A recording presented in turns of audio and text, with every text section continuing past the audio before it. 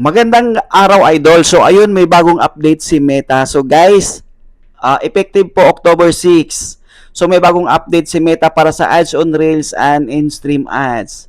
So if you don't follow the terms of ads on Reels, you may not eligible to receive any payout for the ads on Reels. In-stream ads also guys, pareho lang po sila ng update. So guys, so, ang ibig sabihin po nito, pag mayroon po tayong nilabag sa mga policy ni Meta, so, hindi po tayo makaka-receive ng payout. So, make sure mag-iingat po tayo. So, mag-upload lang po tayo guys ng mga video, sariling video po talaga natin. So, kasi may nakikita ako na iba, na isa sa mga ka-engaging ko, so, nag-upload sila ng hindi nila video. So, guys, mag-iingat po tayo.